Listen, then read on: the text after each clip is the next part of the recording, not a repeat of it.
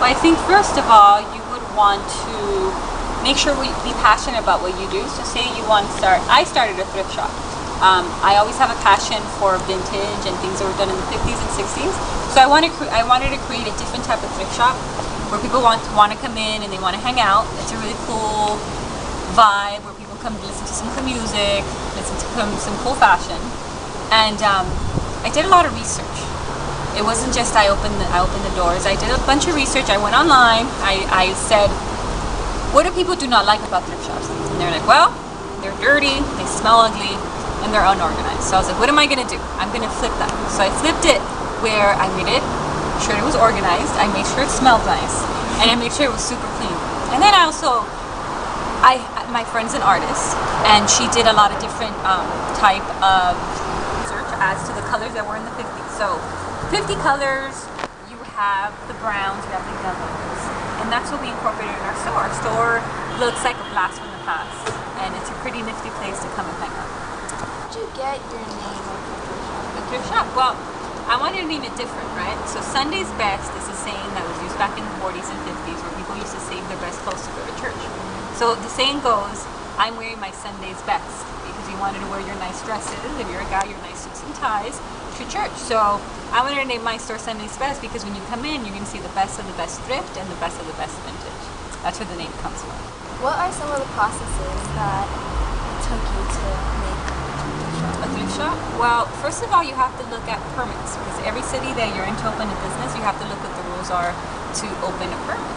You also have to get a license from the state, because someone can't just sell things. You have to sell taxes, right? I mean, you have to pay taxes.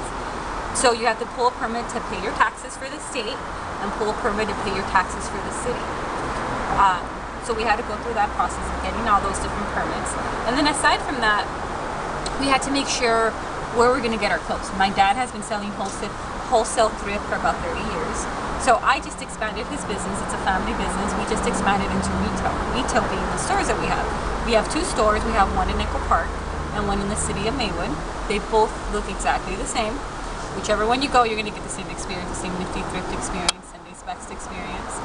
But I would recommend that anyone is opening any business, from a restaurant to a clothing store to a bookstore, that you do research on which each city recommends for permits, because permits are the ones that are expensive, and that's the hardest part of opening a business, pulling those correct permits.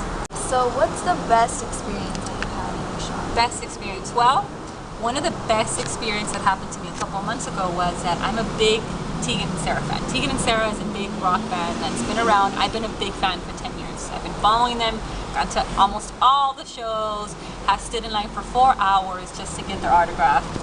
And in December, Tegan actually walked into my store. She came into my shop. Someone must have told her about it, and I greeted her, hi. And to have her here in my shop for 15 minutes, she was a client. And I was like, this is really crazy, surreal. I'm one of the biggest fans of hers, and here she is. She came to my shop. And I think that's only one of the best experiences, but one of the most rewarding, because you idolize someone so much, and when they come and they think that your store's cool and they came to see you, that's pretty cool. What's the most difficult part about having a store? Well, I think the most difficult part is that you work 7 days a week. I'm open 7 days a week, so that means that every day I get up and I have to come to my shop. I'm the first one here and the last one here.